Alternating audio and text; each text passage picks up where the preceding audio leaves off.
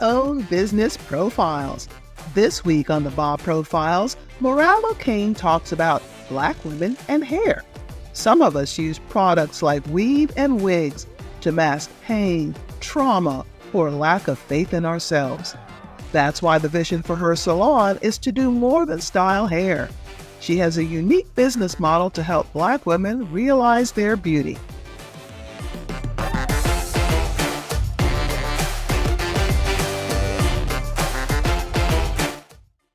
Yes. Now, my vision is to create a global brand, to bring, to encourage women to walk into their purpose, women that has experienced trauma, have gone through depression, but have a purpose.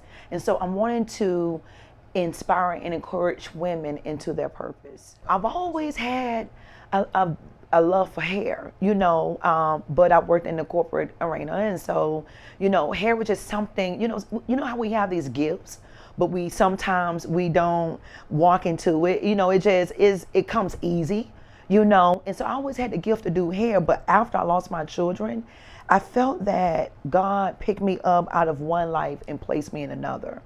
And so I said, okay, God, what direction do you want me to walk into now? And he said, I want you to get your license. And that is what started this year. The hair debate, I would say it's my first baby. We developed that platform back 15 years ago when I realized that individuals did not truly know where true hair care came from. We felt that, where can I buy the first product to put on my hair to help and combat this? And then I realized that, no, that starts from the inner. And how can I need a platform to address the misconceptions, the traditional way of thinking, which was incorrect. Thus came about the hair debate, the platform where we debunk, debate, and discover all things hair.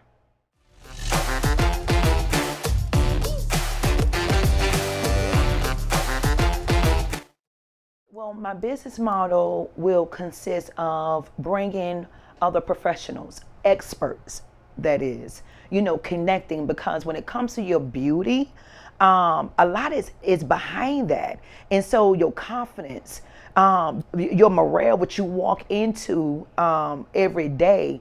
And so, it's bringing those experts together. So the business model is going to consist of, one umbrella, pretty much housing a dermatologist, trichologist, therapist, psychiatrist, because all of that will determine if you're going to have hair tomorrow, and so, having the trichologist there to do the blood work, dermatologist to do the blood work, and so having the therapist there for you to talk through your problems, give you solutions, strategy plans, that there pretty much sets the inner house up, to be able to deal with, and heal from, which in order is going to create, hair growth and give you the hair care that you need. Yes, on this journey, we have salon suites. They start the foundation of it in 2 months. We launch it in 9 months. That's going to be our first location of many location chains that's coming. And in that location, we are housing a dermatologist, one ever in salon suites. Salon suites does consist of other professionals, but we don't have an expert in one.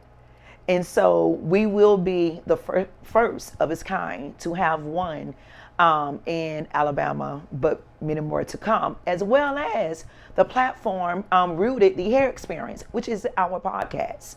And so we have experts such as therapists, psychiatrists to come on, and we are addressing these issues that the community need to be aware of that's affecting us in our inner beauty.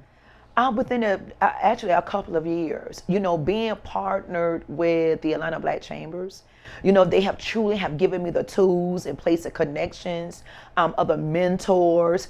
We have been walking in this plan for the last 15 years. And so the Hair Debate is a brand and developed right now. And so what's new is Rooted the podcast. During the pandemic, we had some changes to come with the show productions, but now, but within the next year we have the salon suites, and then hopefully to be back into the show productions. But the model itself is to create one house that's going to have all of the experts in one house, and I see that happening very soon. So now the podcast Rooted, I love the name, Rooted the Hair Experience. We are addressing issues such as, hair loss, which is a global pandemic right now. We're talking about generational hair loss, where the grandmother, the mother, and the daughter, is combating those issues, losing hair. We're talking about a virus that has a global virus that has affected the hair care, sicknesses that's going about. So we are addressing that. But then also too, we're talking about through this pandemic, the many lives that has been lost. And so what that is doing to the hair, that's a psychological,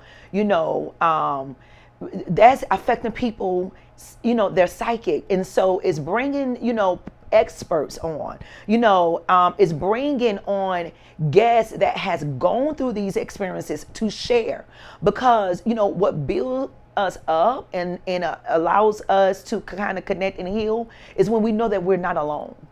And so Rooted is going to allow us to bring the guests as well as the experts on to address these issues. We're talking about factual information, given to give real results that they're looking for when it comes to them looking for, like, okay, what's my answer to this question that I'm battling, with this hair loss situation.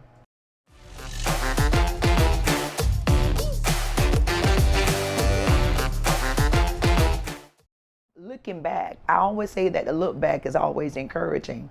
Looking back at what I have accomplished, basically, I lost my children in 2003 in a house fire. And so looking at from that experience to where I am at now, I realized that, okay, I can help somebody else come through and conquer their purpose.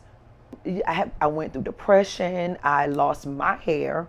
I broke both of my ankles in the house fire, so I was in a wheelchair for 3 months. So being one that, did my hair always, I could not. But also the stress, the trauma, I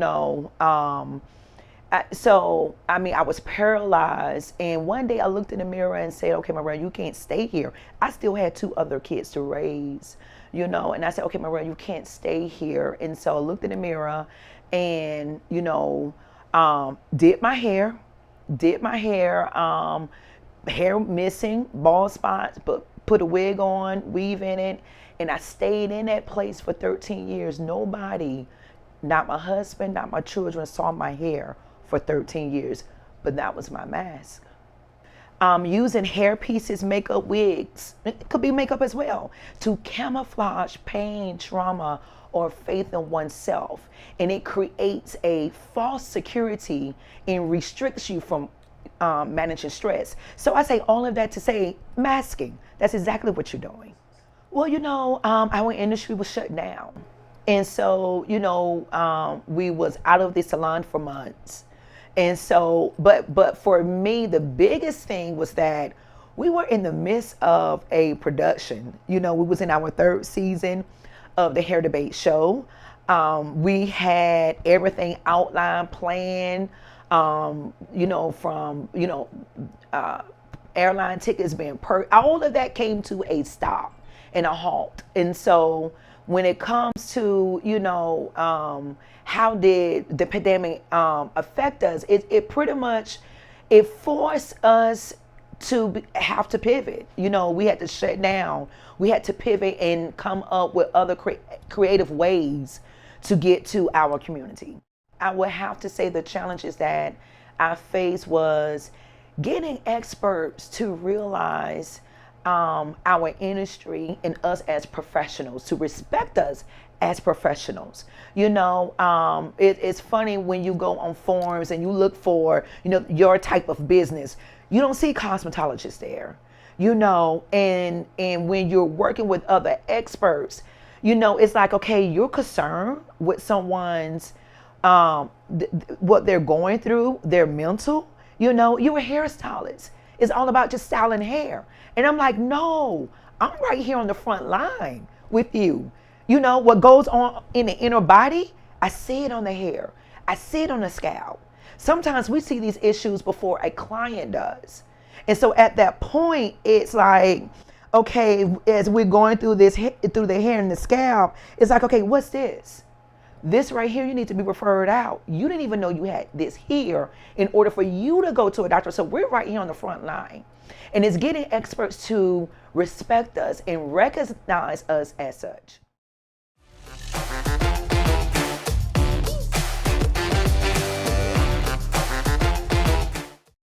You know what? When I tell you I am walking in my true gifting, and that there brings me joy, being able to walk in my purpose.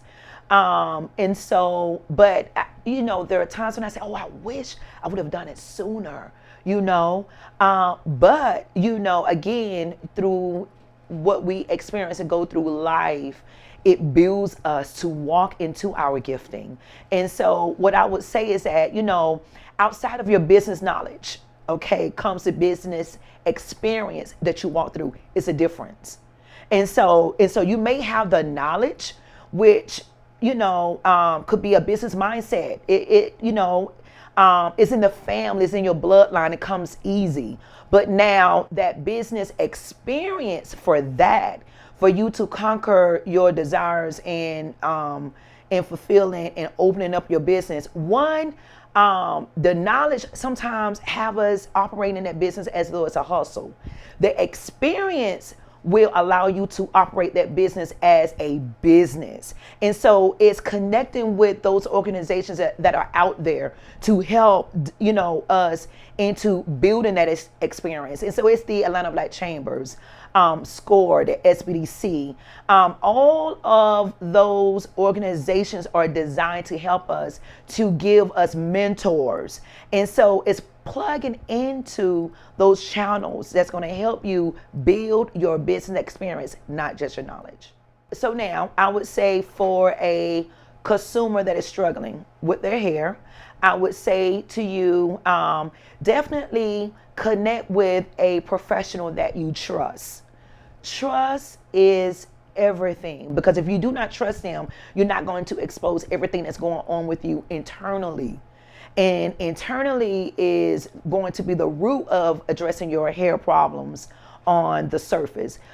For an individual first starting out into their business as a stylist, I would say connect with a veteran stylist. Connect with them, come in, sit down. That's what I did. Even though I had the gift to do hair and learning the business, in learning the clients, I came in and I sat down with them and I gained the knowledge. And so I would say do that first. And then also too, learn your gift. What is your expertise? Learn that.